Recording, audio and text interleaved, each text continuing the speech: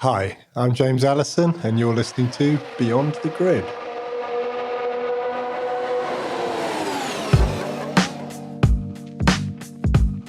Hello everyone, Tom Clarkson here, and welcome once again to Beyond the Grid, presented by Bose Quiet Comfort 35.2 wireless headphones.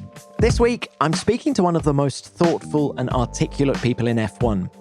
During his 30-year career as an engineer, he's worked for most of the big guns in the pit lane, including Ferrari, Renault, and of late, Mercedes. I'm talking about the Silver Arrow's technical director, James Allison. Now, you won't find a more modest man in the pit lane. James doesn't like to be singled out from the team around him, but that's what we're going to do in this episode. With a record-breaking 4-1-2s to start the 2019 season, Mercedes have raised the bar once again, both technically and operationally, and James should take much of the credit for that, even if he'd always immediately deflect it back to those around him. We caught up at Mercedes HQ in Brackley, where we had the chance to spend a good hour face-to-face. I can safely say that he didn't disappoint, so get ready for some fascinating insights into the winning machine that is the modern Silver Arrows, along with some cracking anecdotes about Lewis Hamilton, Valtteri Bottas, and more. Well, James, welcome to Be On The Grid. It's lovely to have you on the show, and what a fantastic time to be here in Brackley, just after the Azerbaijan Grand Prix. There's a buzz about this place. You guys are going quite well this year.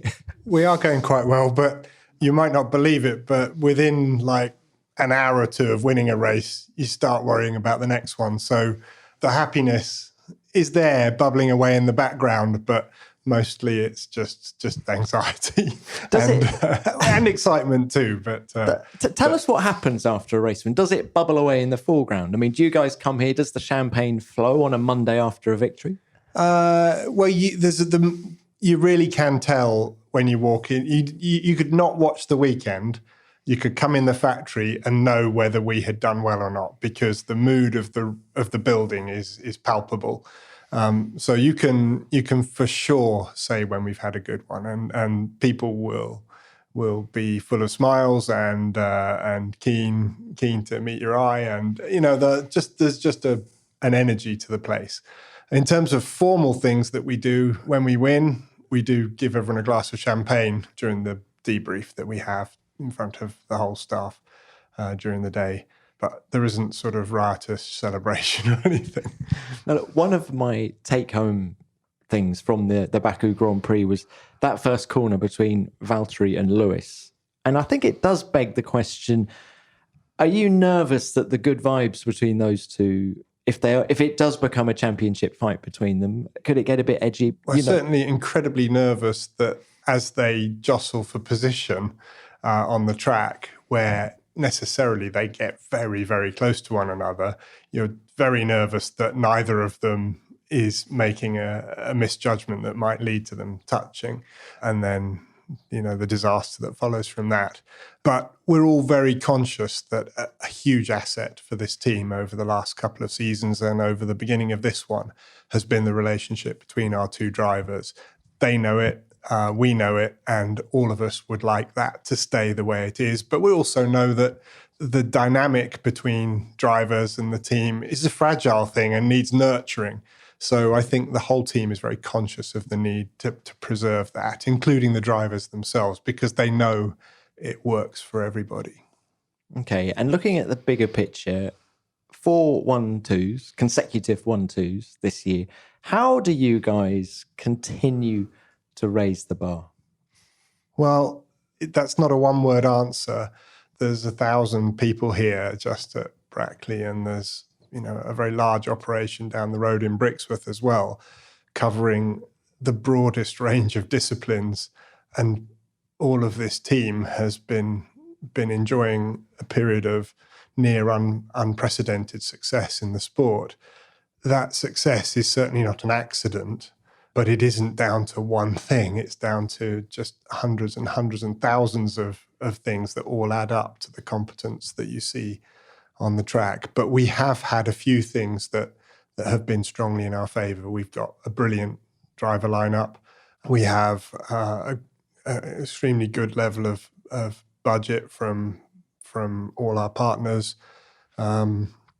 and from our owners.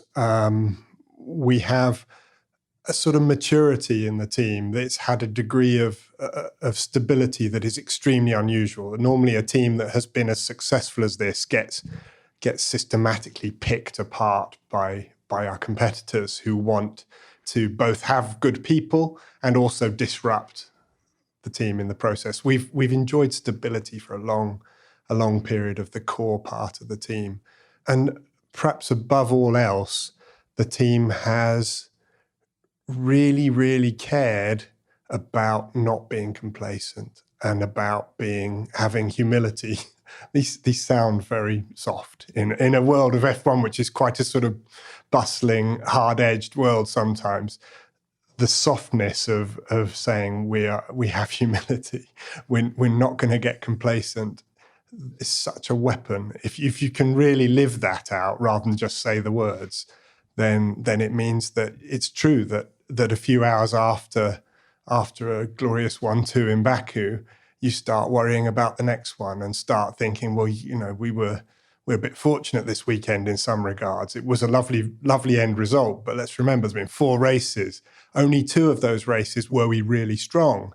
The other 2, one we should have taken a pasting. In Baku, we could easily have been beaten. And we're about to go to Spain, where we got an absolute roosting in winter testing. So that humility is in the bones of the place, and it's a very, very strong asset. And it comes from the top, from people like you, Toto. Fortunately, it's embedded across the company, but it is certainly led from the front by Toto, and there is a critical mass of people who really truly believe it, that allows the whole organization to be imbued with that spirit. And how much designing do you do now as the technical boss, or are you purely managing people? I do precisely none. And in fact, it's one of the things that makes me so uncomfortable when people talk about, this is your last year. It was my first full year in the team. This is the first Allison car. And you just cringe internally because although the sport puts personalities, they put a face to a team, and through that face, people can sort of talk about a team. The truth is that each individual plays the smallest role in a thing like this. And I just said to you, I do no designing, none. I hope I play a part in the team that is worth my salt, but the idea that a single person is the architect of a car is just errant nonsense. So on a serious note, do you bounce from meeting to meeting trying to steer the different departments? Not quite, no. I do bounce from meeting to meeting. They're probably half to 2/3 of my working life is attending meetings. And in some of those meetings, they are key decision-making meetings where the people in that meeting are trying to set up some of the strategic things that will sort of set out our stall for the coming races and the coming seasons. And in that, I clearly have a voice, but I'm one voice amongst many experienced engineers. And only when there is just no obvious direction emerging that we can coalesce around, do I actually end up having to say, look, okay, enough, we're going to do this. But luckily in a team like this, with the quality and quantity of people in it that have been doing it a while, have good judgment and are not ego-driven, most of the time that's these decisions make themselves, and all that is necessary is that we all just put our shoulders to the wheel. And how different is all that compared to, I don't know, when you're at Larousse, head of aero at Larousse, 1993, 94? Yeah. I mean, like, how many people, you said there are 1,000 people here at Brackley. Yeah. How many people were in the whole of the Larousse Formula One team 25 years ago? Well, it was the Larousse Formula One team was divided into 2 parts. There was a race team, and then there was a technical office. And the race team was a French racing team, owned and run by Gerard Larousse, and he commissioned the manufacture and design of the car to a small office of engineers in Bicester. who were Larousse UK. And I think there were about, it's hard to remember the precise numbers, but maybe 15 of us, something like that, if you include the receptionist. Technical department. Yeah. And the aero department was me and two model makers. And we were, of course, truly appalling because you can't be anything other than that with so few people. But equally, truly remarkable to make a Formula One car that would actually sometimes finish a race, occasionally steal a point when there were points only down to sixth place with so little was a Herculean achievement and a great, enjoyable blast to be doing that in age 25 or whatever you were at the time. Yeah, 24, 25 and just living the dream. It was great. We say living the dream. I mean, James, why?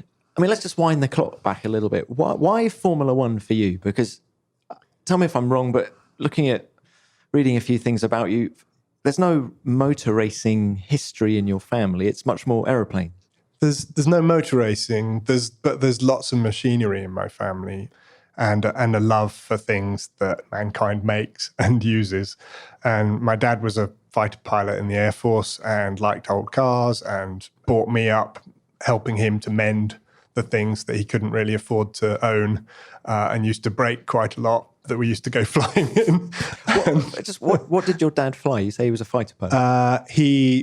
When I was born, he was on Lightnings. Then I guess for the majority of the bits I remember as a boy, he was on Phantoms. And then after I left home, he moved on to Tornadoes. So, yeah. And was that the first love for you? Was aeroplanes? If I'd said to you aged 13, what do you want to be when you grow up? You would have said... I would have said I would like to be a fighter pilot like my dad. But I would have also said, but I'm colorblind, but I'm hoping to cheat my way through the tests if I knew you really well. When did you find out you were colorblind? Oh, pretty early on when I was 10 or 11, yeah. Because there is a story I'm aware of you trying to, as you say, cheat your way through the Ishihara test, right? Yeah. So for people who don't know what an Ishihara test is, it's these tests where there's lots of colored dots and you try to say what number is on the colored dots. And if you're colorblind, you just can't see it. But what you can see, if you've got a certain type of colorblindness, is you can see a number they're trying to spoof you into saying. So typically, they will make a pattern that to a colorblind person looks like a 7, let's say, but actually it's a 3. And if you look at the top of a number 7, it's got the same shape as a number 3. But then once it gets sort of halfway down, 7s and 3s start looking different. And for the colorblind person, they will trace a pattern that only a colorblind person can see that makes it scream 7 at you. And for a non-colorblind person, it's blindingly obvious that it's a 3. So if I saw a 7, I'd say, oh, 3, and vice versa. And that how far do you get? Well, that trick can work, but there is a sort of moment of computation, and some of them are not as cleanly and clearly translatable as the 7-3 example. But there is a moment of sort of thinking about it before you say it. And even though the test, you're supposed to get 5 seconds and it's supposed to be done in good light, the test is more of a screening process than a definitive test. And annoyingly, the doctor could see I was doing too much thinking. And so he gave me the definitive test, which I failed magnificently. And so I wasn't allowed to be what I'd hoped I could be. And how much of a setback was that? Well, it was pretty crushing at the time because that's what I thought I'd want to be. When I look back on it now, I think it was the most awesome blessing, because I think that the life that I have subsequently been granted to have was just infinitely more diverse, enjoyable, and challenging. And that's not to denigrate the life of a RAF fighter pilot, which is exciting and challenging and awesome. I saw my dad do it, and I think there's huge things to recommend it. But I've been very, very lucky in what I've done and have had the best time doing it. Was it quite a nomadic childhood? Was Dad posted all over the world, and did you have to follow him? Or? He was. So we had periods in America, periods in Lincolnshire, periods in Norfolk, in London, in Germany, moving jobs on average every 2.5 years or so, and moving schools with it until to my secondary school age, where my dad and my mum kept moving around, but my schooling was constant because I went to a boarding school. And first job was what, polishing shoes? Or I don't know what does son of a military person do for a first job? Did you get involved in any way? What you mean, like a casual labour type job? Yeah. In the holidays. Okay, the first job I had that I was paid for was printing, because this was one of the Lincolnshire phases, so rural Lincolnshire, there's a shitload of potatoes to be harvested. And I had a job where I got paid £1 per 1,000 potato sacks, printing with a sort of stamp where you put it in the ink and then put it on the potato sack, printing the name of the type of potato on the sack. And that was my first job. Are you an authority on potato? Well, we needn't go there. So the Formula One thing, what happened next? How did you get involved? So you went to Cambridge University and studied engineering. Engineering, yeah. And I was doing a postgraduate year that I wasn't enjoying. I loved my undergraduate degree, but once that was over, I started doing a master's, didn't really like it that much, and thought I'd much rather get a job. Most of my friends were either had headed off into the city to work there or were planning to, and that left me very cold.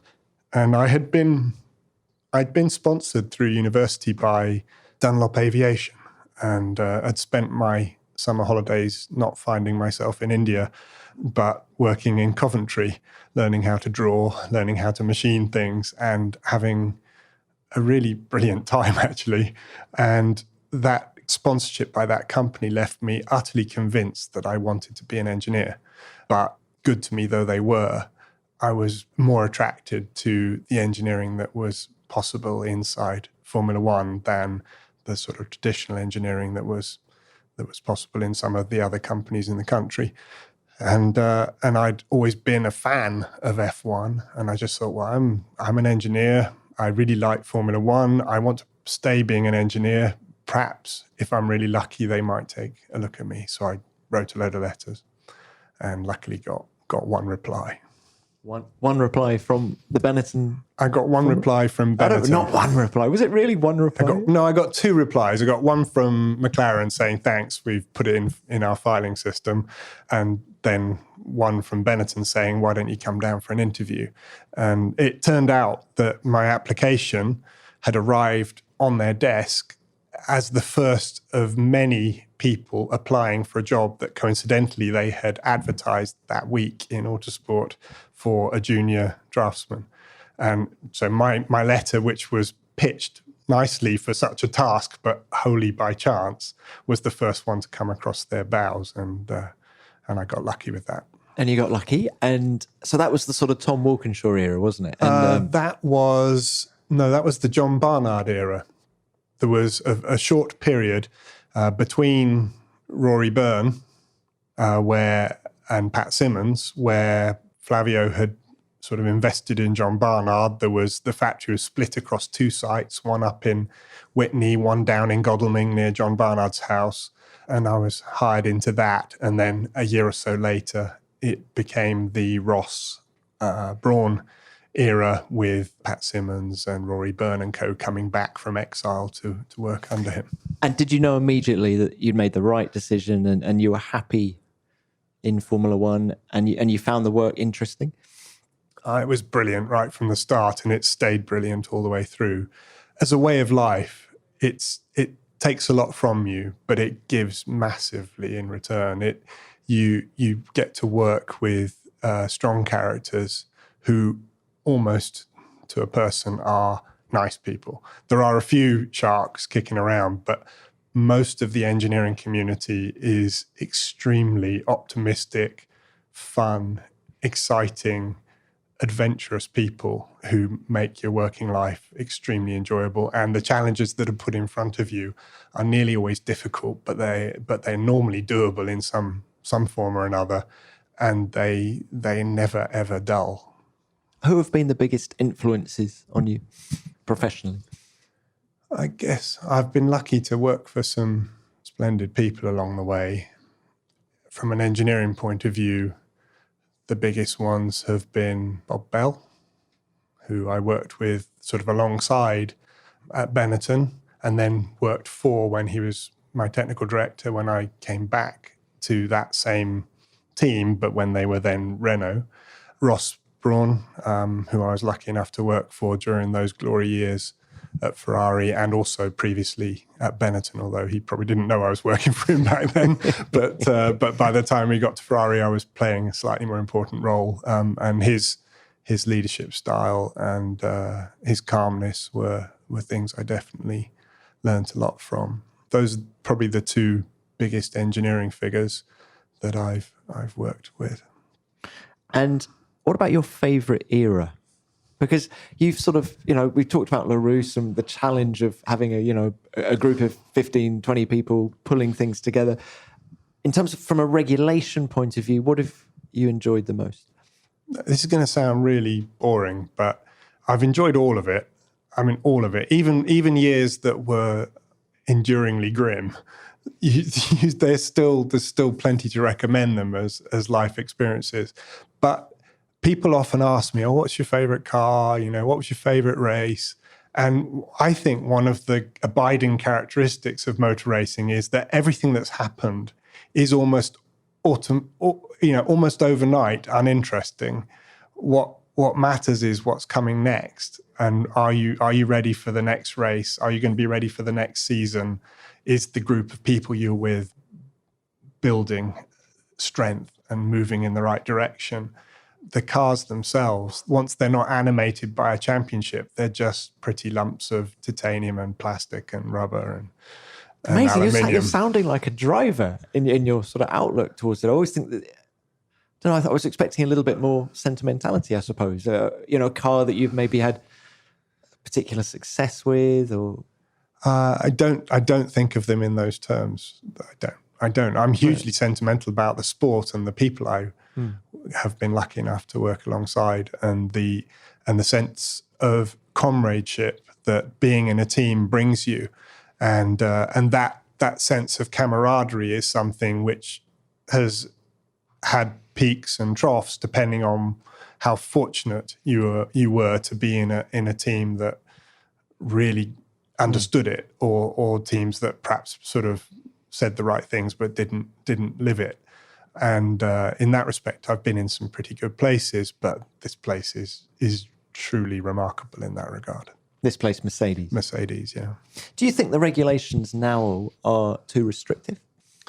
No, I wouldn't say that particularly. People sometimes, I think, look back at the sport and pick out some big innovations. You'll hear people talking about the Brabham fan car or the twin chassis cars of the past, or the forward-facing exhausts, or the forward-facing exhausts. There's any number of things that you can pick out as big features, and they say, "See, there's no innovation in Formula One." But if they were to come and live alongside us and see the way in which the teams, the engineers in the teams and the teams find lap time in the most unlikely of little holes, it's an unending work of invention and skill.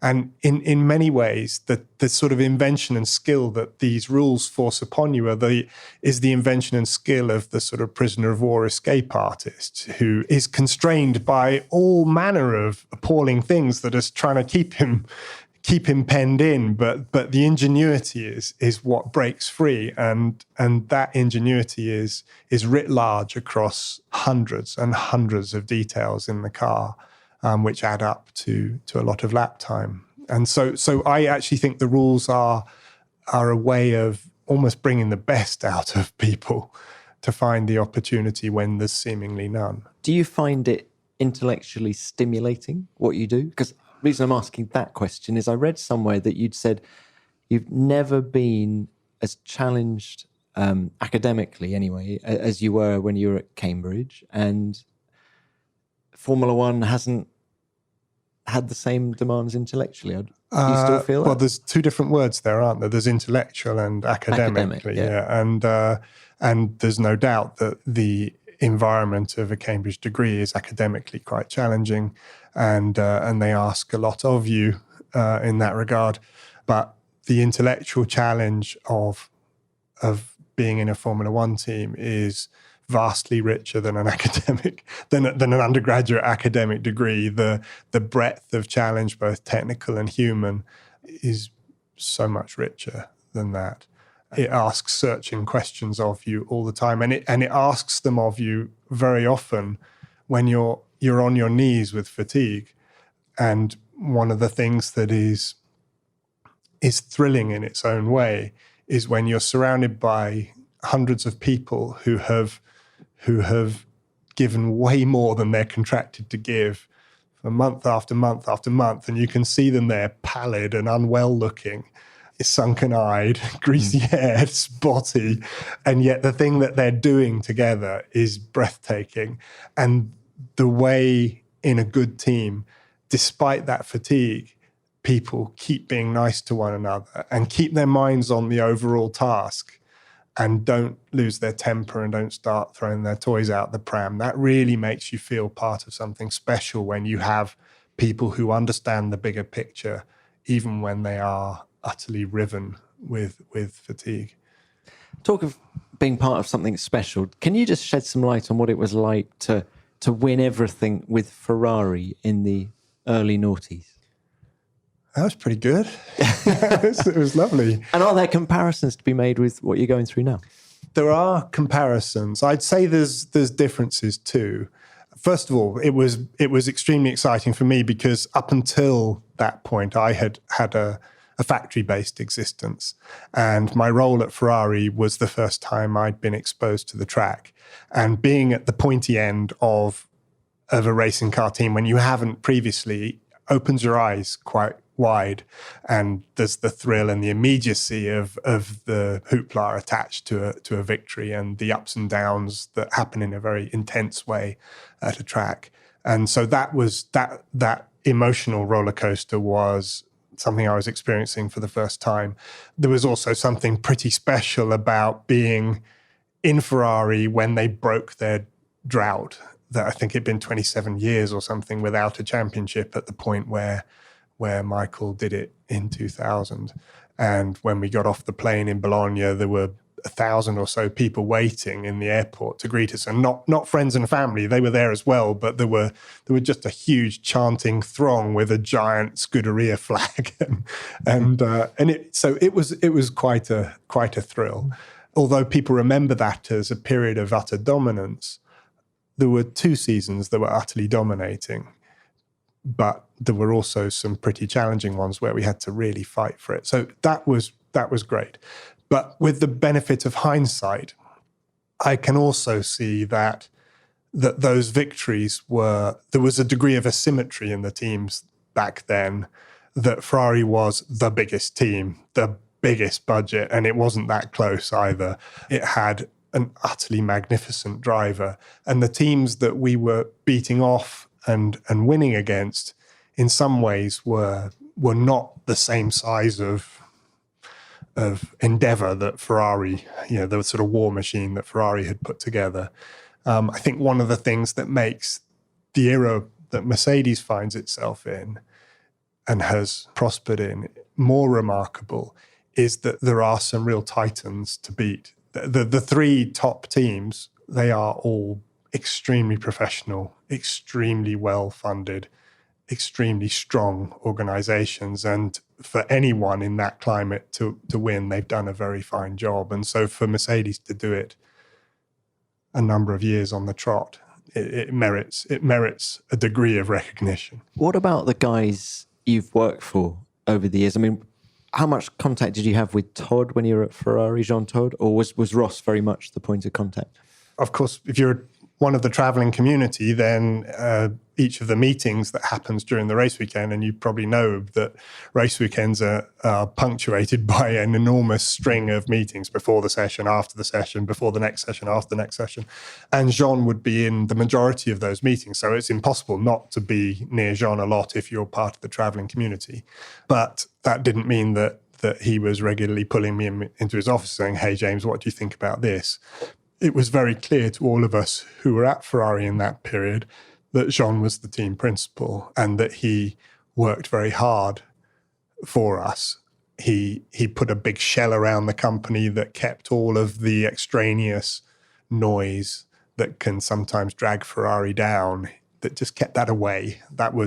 He just put a huge umbrella over the place.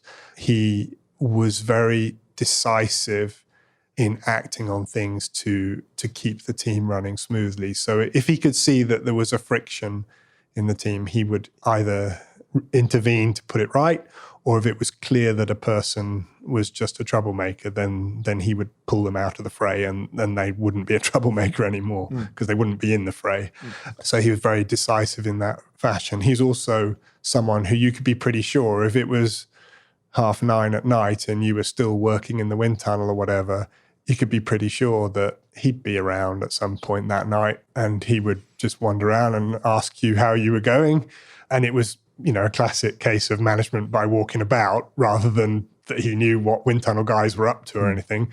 But he knew a lot of people's names. He knew a lot about their lives, and would make a big effort to make sure that the team was rolling along nicely.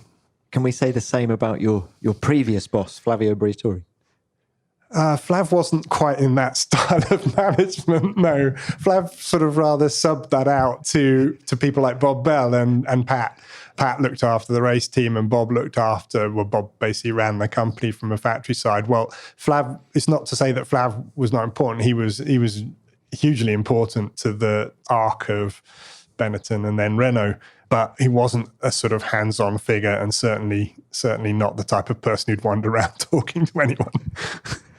And then when you went back to Ferrari in 2013, how different was the place to your previous stint at the team? It was pretty different, because that shell that I described that Jean had erected around the Formula One team that made it feel like a racing car team, that had been depleted over the years, and there was a lot more tugging of strings that were coming from outside of the race team that made the job of the team more complex. It just made it more pressured and more difficult, and where decisions were not necessarily always taken at the right level in the company, by the level that understood the thing it was making the decision about. So it had the tendency to make the company react to short-term pressure a bit more, whereas a Formula One team needs to have stability, it needs to make calm decisions, and it needs sometimes to hold its nerve even when things look bleak, because the sport is difficult, and it's because it is so much easier to make things worse by intervening than make them better. So actions to intervene need to be carefully calibrated and carefully measured, and that requires a sort of steady hand on the tiller for a number of seasons. And I think one of the interesting things looking at Ferrari now is that I think they sort of get it. I think you see a resolve in the team that we're up against this season. They know that they have some assets that are going to grow into something strong if they can hold their nerve and do the right thing. And they have a fast car, and they have some extremely good people. And it's just a question of keeping cool, not panicking, and things will come to them. Some wonderful insight from James so far, but we're going to press pause on our chat for just a minute to give a mention to Harry's, the online razor company, which might just be able to transform your morning routine with their thoughtfully made shaving tools and well-rounded skincare for every man. And good news for Beyond the Grid listeners, Harry's are offering you the chance to get your hands on a trial set for just £3.95. All you have to do is go to harrys.com/F1 podcast. These trial sets are fantastic and the perfect way to test out if Harry's is right for you. Just enter your details online and you'll get a neat little package delivered to your door with all you need to get going, including a weighted ergonomic handle ensuring maximum comfort and grip while you shave, and 5 precision-engineered blades with a lubricating strip and a trimmer blade. Harry's also throw in a foaming shave gel and a handy little travel blade cover to protect your kit. All of that for £3.95. High-quality blades for half the price of other brands out there. Now, you know the drill by now. If you haven't already, then get started shaving with Harry's today by claiming your trial set for £3.95. Support our podcast and you get your trial set delivered to you, including a razor handle, 5-blade cartridge, foaming shave gel, and travel blade cover by going to harrys.com/F1 podcast. Right now, that's harrys.com/F1 podcast. Now let's get back to James.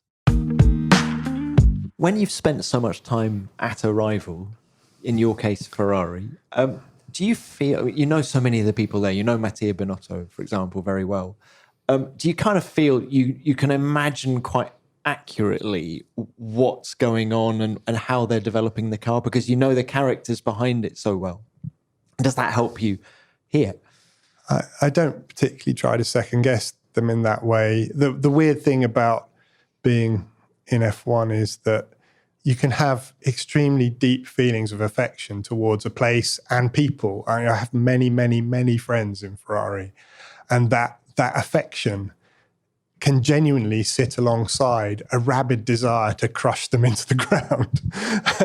And it's a strange thing. And they would do exactly the same to me, despite the fact that we've enjoyed many things together and I want nothing but good things to happen to them.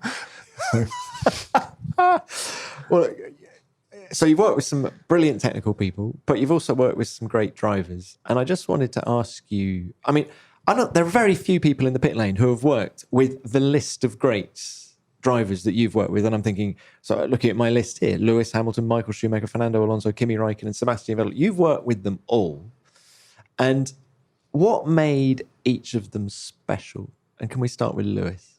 I'm not sure that I could give you a happy list of driver by driver what their defining specialness is. What is it about Lewis that impresses you? Well, first of all, they are all impressive people. Yeah, they're all, if you take the great sort of smudge of humanity, drivers are not in the middle.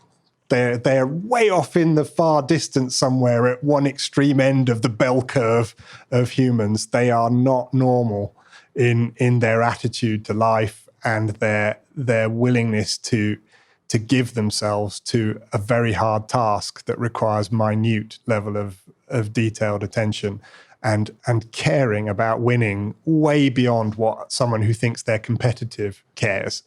So they're all unusual people, but sort of take that as a given.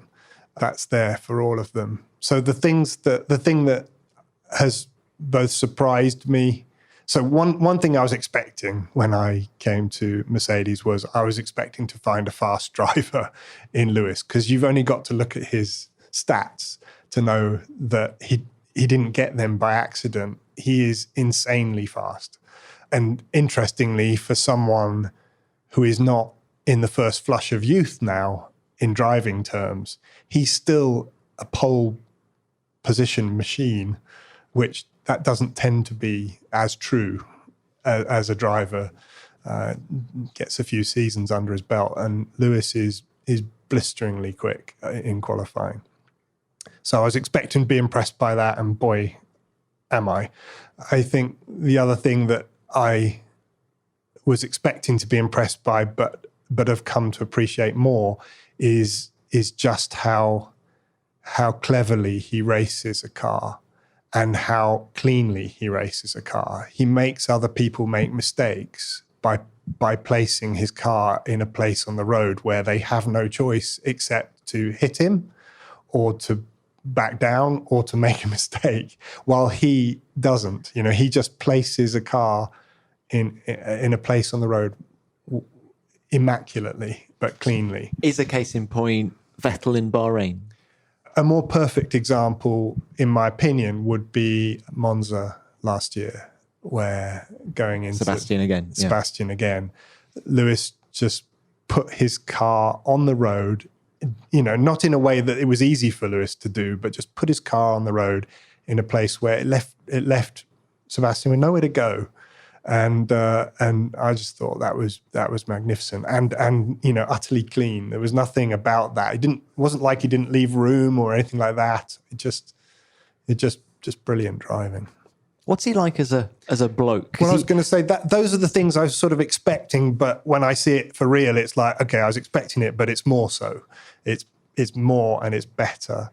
The thing I utterly was not expecting was the Lewis as a bloke part of it, because I'd had no interaction with him prior to coming to the team, and I sort of could see that he was much more of a superstar driver than the rest of the grid, with a much bigger public image, one which he to some degree cultivated via Twitter and stuff like that. And I was expecting to find someone who had a much more overpowering ego than the person I found, and have rather enjoyed finding someone who is pretty appealing as a character. Yeah, not like sort of Mother Teresa or anything, far from it, but a person whose values and behaviours are ones that I think most people would enjoy being alongside. And do you think you only see that inside the team? Do you think the public image is different? I think we're deeply fortunate to spend enough time with anyone who works at a track with the drivers is going to spend enough time with them that they're going to get beyond the sort of fluff of a press conference or the sort of cliches that tend to get mouthed from weekend to weekend, because the type of question that gets asked is quite repetitive and formulaic. And so the answers tend to be repetitive and formulaic as well. If you spend enough time with a person in the type of environment we're in, you get past that and you see the person beneath. But I mean, I've told this story before, but my introduction to Lewis was unusual to say the least. And but it was revealing about him in a way that has had an important bearing on his and my relationship since. So my first encounter with him as an employee of Mercedes was in the first winter test of 2017. And we'd been introduced in the morning, shaken hands, and made the sort of looking forward to working with you type noises. And then he'd gone off to do his thing. I'd gone off to do mine. And we didn't bump into each other until mid-morning of that day, where he had clambered out the car because we were doing something to it. And I was stood in the garage looking at some telemetry. And he walked over to me, I think just to be friendly. The run before, he'd been going around the track and he'd had quite a big moment in turn 4 where the back had come loose and he'd kept his foot down and caught it and carried on. And he came up to me and said, "Hey, did you see that moment in turn 4? And I was thinking, well, I sort of know the form here. You know, drivers like to be told how cool and brave they are, and they are quite cool and brave in many ways. You know, they do things that the rest of us would probably want a good old sit down afterwards, and they put it straight away to the back of the head and they push on. So I sort of know the deal that you need to say, yeah, that was massive. Wow. But equally, I didn't want my first interaction with Lewis to be a sort of fawning one. And so I rather unwisely said, yeah, I did see it. But the thing that always amazes me about you fuckers is that you come back for more of it the next lap. And in my mind, that was a sort of way of acknowledging in an indirect way that they are unusual people, that they do a dangerous thing, that they immediately put it out of their head and they come back around and do it more. But I wanted to say it in a way that didn't say like, oh, you're so cool, but it was like, there's something a bit wrong with you guys. That was what was going on in my head. But Lewis's face just... Was he on the same page or not? No, not at all. He just like, his face just fell. He looked sort of very surprised at me, turned on his heel and sort of walked off in the opposite direction. And I thought, oh, okay, he's not quite getting me. And a little bit later in the day, well, towards that evening, Toto came up to me and said, James, Lewis said you were pretty rude to him earlier. And I knew what he was talking about, but I also knew I hadn't been rude. I might have been ill-judged, but I wasn't rude. I make ill judgments. And I said, okay, I know what that was. I wasn't trying to be rude. I'll put it right. Don't worry. I'll go and have a chat with him. We didn't have an opportunity to talk to each other for the for the next day or so. And the first time we did come across each other was back in the factory. And he and I sort of bumped into each other, and we sort of said, should we go downstairs for a coffee down in the canteen? Bit of an atmosphere or not? It was clear that both of us wanted to just Clear the deal air. with this, because Toto absolutely would have said, Lewis, there's no harm in him. He's just got a potty mouth. You don't need to worry about that. And so it was just necessary to put it straight, not that there was going to be a row. And it was an opportunity to sit in a relaxed way. So we go sit downstairs, and I sort of explained where I was coming from, and said, but don't worry, I won't do it again. And he said, no, don't fret, carry on being you. It was just a weird thing to have as the first thing that someone ever said to you. And I thought, yeah, it probably was. But what then surprised me, and this is really the part of the story that is much, is properly revealing of Lewis, is that he said to me, look, I haven't had a chance to say until now, but I just want to say how sorry I was about your wife, who had sadly died 6 or 8 months earlier. And he said, I'm truly, truly sorry. That's a terrible thing. And that completely caught me by surprise in a very welcome way, because a death of anyone you love is a massive thing. And it runs round your head. It still runs around my head today. There will not be 10 minutes of my life where I haven't thought of Becca since then. And it runs around your head continually. And it's a lonely sort of world where you're thinking about this pain, and very few other people even remember that it happened, still less have the courage to acknowledge it and say it, because there's a lot of difficulty and embarrassment around, am I going to upset the person? Is it wrong? Is it right? But it's lovely when someone does have the courage to do that, because it's an acknowledgement of a loss that matters to you more than anything in the world. And it's a less lonely world when someone does acknowledge that. So, and it's certainly not what you expect from a driver. So it caught me by surprise, and I said, no, thank you. And he sort of said, I don't know if it's something you want to talk about or not, but I just needed to say it. And I told him what I just told you about the fact that it's lovely when people do. And he took the conversation on a little bit and said, I hope that you find some way of learning to live with it. And I hope that in good time, you'll eventually find happiness again in the future, which is a lovely thing to say. And absolutely, again, not where I was expecting to be on a Monday morning in a canteen in a Formula One team talking to a Formula One driver, who are not generally the most sensitive of souls. I was deeply grateful to it, but I was also aware that probably ought to find a way to bring it to a close in a grateful sort of way. And I said, well, I would dearly hope so too, but that happy future that you set out, that would require me to actually start talking to a girl, and I'm pretty rubbish at that. And he looked at me and he smiled and he went, well, maybe just don't call them fuckers. so that Uncle Lewis. Yeah, that was that was sort of not day naught of our relationship, but it was at the start, and it mattered a lot to me. And I think that just in a small way, that shows you, there's no cameras, there's no microphones, there's no one to show off to.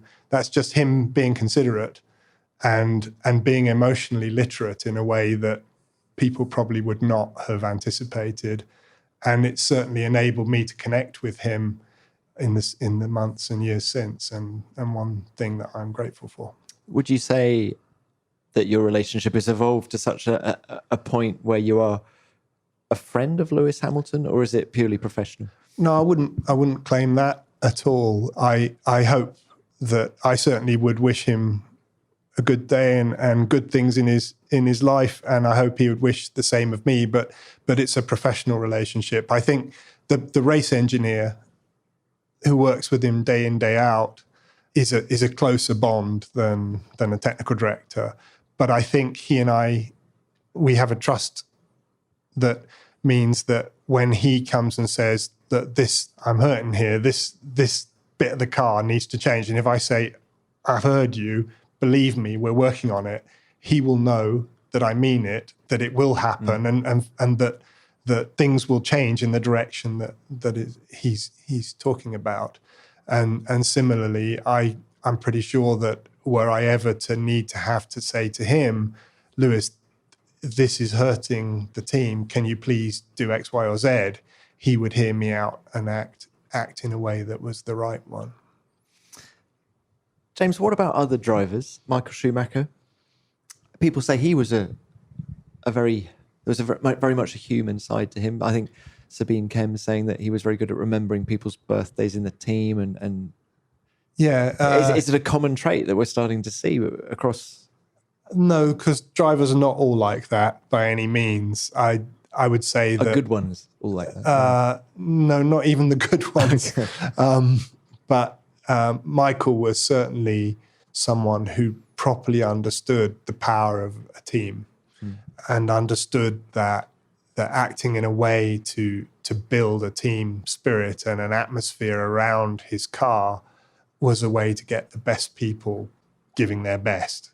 I don't know how calculated it was, or because it always felt very natural. After every race, he would, win, lose or draw, he would come and talk. But if we won, he would, he would share his pleasure in the win with you personally in a way that made you feel that you'd been part of it. And that makes you feel very good and makes you feel like the thing you're doing is much bigger than it actually is. Could he do things in a racing car that you've seen very few others do? Certainly. Can you think of any particular moments?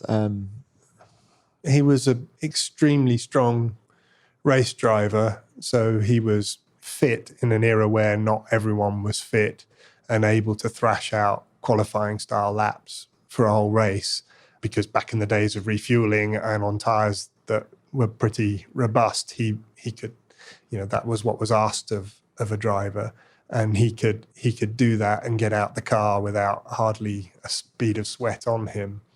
That level of attention was, I think, unusual. He's also where a lot of drivers don't particularly like testing. Lewis in particular is famous for hating it.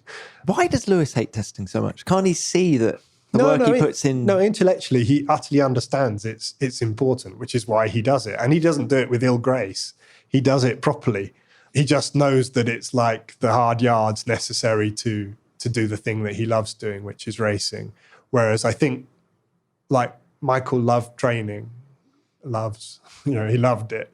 And he liked being at a test track with the team. He would be pushing the team for testing opportunities at every opportunity. I remember one particular year, we're in Monaco, we'd done Thursday, and he thought, I want some start practice. And at the time, you were allowed a certain number of kilometers to shake down the car during a race weekend or before a race weekend. So he helicoptered himself back to Fiorano, spent Friday doing start practice, and then back to the track on the Saturday. Yeah.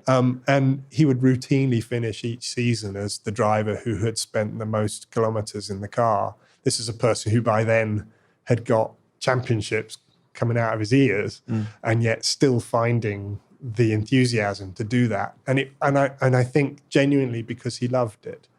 The discipline and environment of being a Formula One driver, including all that testing, was just a lifestyle that was right up his alley. And that's something that's coming across quite strongly in this conversation, is that it's a lifestyle that is right up your alley as well. Is that? Well, it's certainly been very good to me. It's been very good to me. The things, there's many things to love about it. If I compare myself to my brothers and sisters and look at the careers of the working world they have inhabited, my working world has got a lot going for it. Number one thing is the utter clarity of what we're trying to do. There's most companies, I think, they have a range of competing priorities that they're trying to look after. Increase sales, look after profits, look after shareholders, whatever. We're just trying to win, and we're trying to make the fastest car with the best operations so that we can win. And everybody from top to bottom in the team, whether they're on the technical side or the commercial side or the operations side, all those people completely get what we're trying to do. And that gives a racing team a sort of unity of purpose that doesn't make you feel like you're in a company. It's called a racing team because it feels like you're a team.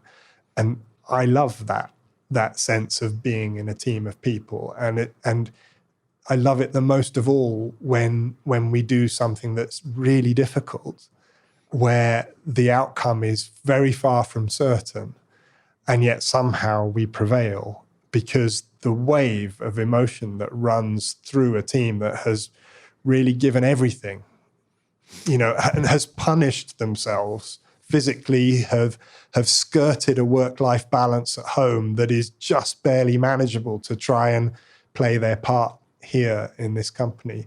When you achieve it, it makes you swell fit to burst with the pleasure of it and the pride and just the sheer buzz of having been part of that.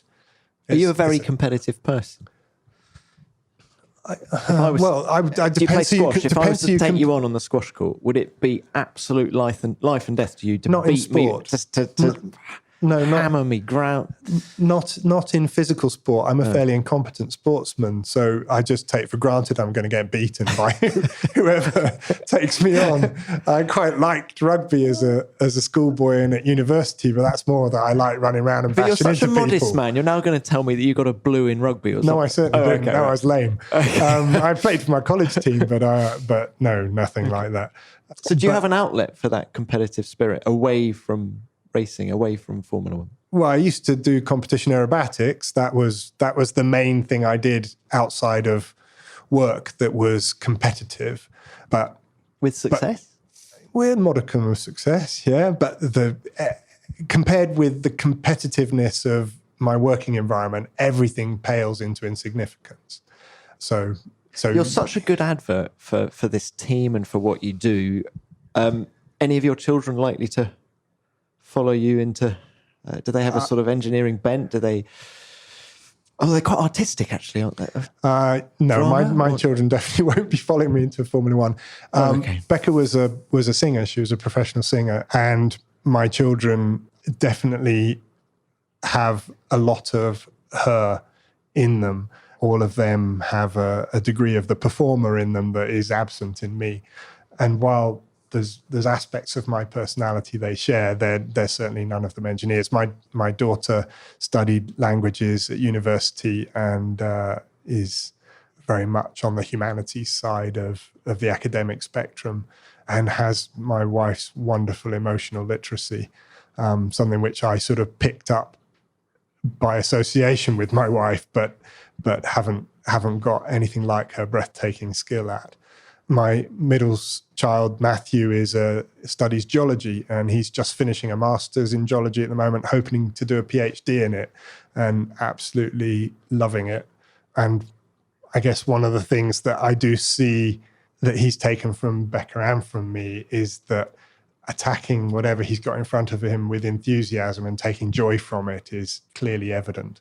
And so that's lovely to see with him. And with Jonathan, my youngest, he has just been accepted to go and study drama at Rose Bruford Drama College, and couldn't be happier for him. I mean, three high flyers. Well, they're all three very different, but I'm certainly massively proud of them. They're lovely. On the language front, after stints at Renault and Ferrari and now at Mercedes, I assume you can speak certainly Italian, am I right? Only Italian. So German and French hasn't quite made. You haven't quite made it. I'm definitely not a talented linguist, but one of the real fun things about working in Italy that first time round was we were all there, Becca, my kids, local schools, living in quite a rural part of Italy, and me working in a part of the team in the aero department that was very much not dominated by English folk. And so learning Italian was both a necessity and a complete thrill, because I'd gone through school adequate at things like English and geography and stuff like that, but really, really pretty good at sciencey type things, and had quite early on in my life written off languages as an utter irrelevance, and something I couldn't do. And so to find myself later in life actually living and working in Italy, and where I very quickly learned that it was very far from an irrelevance, but also finding that with enough necessity that it was something I could do. And learning Italian was, even to the sort of crappy level I got to, was really, really pleasurable. And the fact that from time to time someone from Rai Uno will spring a microphone on me live at a race and start asking me in Italian a bunch of stuff, and having to reply on live TV in Italian, that gives me a buzz and makes me feel some pleasure. And certainly living and working in a different culture was a brilliant experience for both Becca and for me. The whole family. And look, we've been talking about drivers. That's not, we can't talk about drivers and not talk about Valtteri. Would you agree that he's upped his game? I think that there's, I mean, you could just look at the results and you can say that he is performing at an extremely high level. I mean, he's 1 point ahead of Lewis, and Lewis is no slouch. But I think it's also worth remembering Valtteri was pretty unlucky by this stage of last season. He should have won Baku. He could so easily have won in China this time last year. And so Valtteri is a pretty bloody good driver.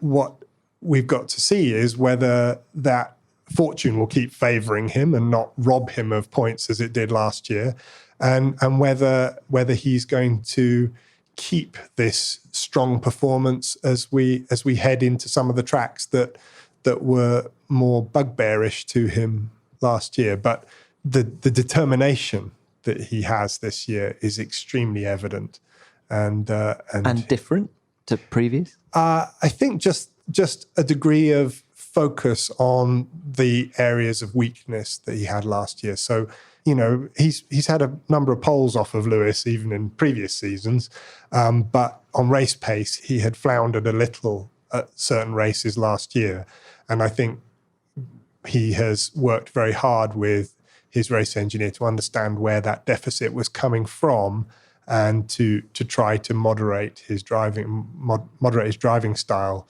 to not damage the tyres in the way that he had done on occasions last year. 2021. Yeah. What do you want to see from a technical point of view? That's a very difficult question. I think the objectives that Liberty have so clearly set out, they are things that anyone who loves this sport would want to see. So the objective of a healthy grid with teams that are putting good equipment on the road, the best drivers, where the racing is close, where overtaking is a feature of the sport, where the spectacle is one that you tune in on a Sunday to watch because you're looking forward to the wow, this is going to be great experience that's in front of you. All of that is stuff that we can all get behind. It's a complicated sport with many, many, many stakeholders and many interests to keep looked after. So, James, finally, you're living life at a fast pace. How long are you going to continue in Formula One? I mean, is it something you're going to do forever, or is it a bit like Lewis? As, you know, the last few years we've seen Lewis take interest outside of Formula One with his clothing and everything else he's got going on. Are you starting to have interests outside of Formula One that could eventually pull you away full time? Well, I'm not sure that I'm living life at a fast pace. Been doing this for how long? Since 91, so 28 happy, exciting years. And these years, the years where I've been blessed to be a technical director, have been the most interesting of all and have felt like the years of greatest privilege. There's some sense I feel that there are only 10 technical director slots, and the longer that Anil Git holds on to that post, the less time there is for someone younger to enjoy the fun I've had. But equally, the fun is so massive, you don't want to say goodbye to it any earlier than you have to. A lot of people would say you're currently the preeminent technical mind in Formula One. How does that make you feel? That would make me cringe, as we described earlier on, because there are hundreds of people just the other side of the wall in the room we're talking in who would have equal claim on that with me, and in many, many cases, a greater claim, because there are a huge number of really brilliant people in this team alone. And then team by team by team down through the paddock, you see people with similar education, with similar, brain power and skill. So the concept of a preeminent mind is just such nonsense. We all have a certain skill set to bring.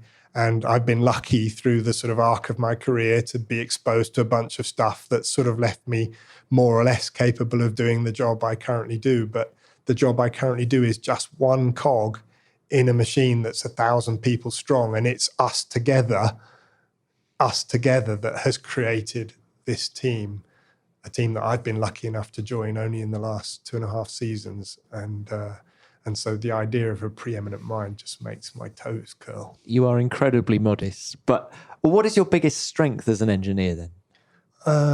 Probably communicating and having a slight ability to get people to sort of follow in a direction that we've deemed to be a good one.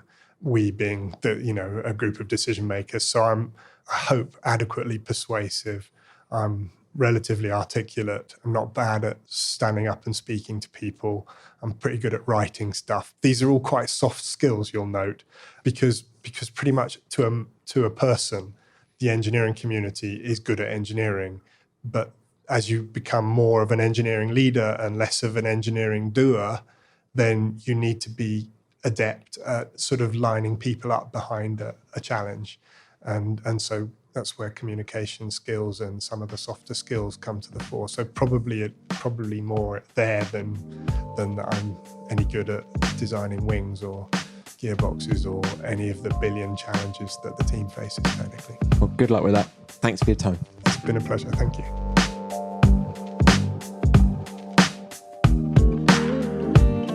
Inspiring stuff, wasn't it? James is one of the best communicators in F1, and to hear him talk is a bit like listening to a life coach. You come away with ideas about what you can do better in your world, irrespective of the topic. Another thing that makes James different to many of the technical bods in the pit lane is that he's experienced both ends of the engineering spectrum. He's worked for a tiny outfit like Larousse when getting the car finished was a struggle, and he's worked for the powerhouses of Ferrari and Mercedes. His is a racing book that I'd want to read should he ever write one. Thanks for being so open, James. I loved our chat and hope you did too. And thanks too to Mercedes for being so accommodating. Well, that's it for another week, but as ever, we'll be back in just 7 sleeps with another superstar from the world of F1.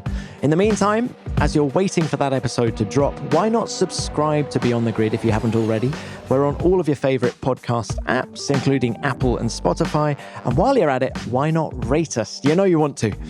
Talking of rating us, this is our last opportunity to ask for your vote ahead of the British Podcast Awards. We've been nominated for 2 gongs, so if you like what we do, we'd love your vote. Please visit britishpodcastawards.com/vote to register your vote. And thanks for your messages about last week's show with Damon Hill. There's a lot of love out there for the 1996 world champion, but this message from Thermal caught my eye. Thank you for another amazing podcast, writes Thermal. I never was a big fan of Damon as a driver because I didn't know much about him. But what a nice and humble guy he is shows you how much a simple podcast can make a difference. Well, indeed it does. Thanks, Thermal. And please keep your feedback coming. We love it. Use the hashtag F1BeyondTheGrid and you can tweet me at TomClarksonF1. Beyond the Grid is produced by F1 in association with Audio Boom. Until next time, keep it flat out.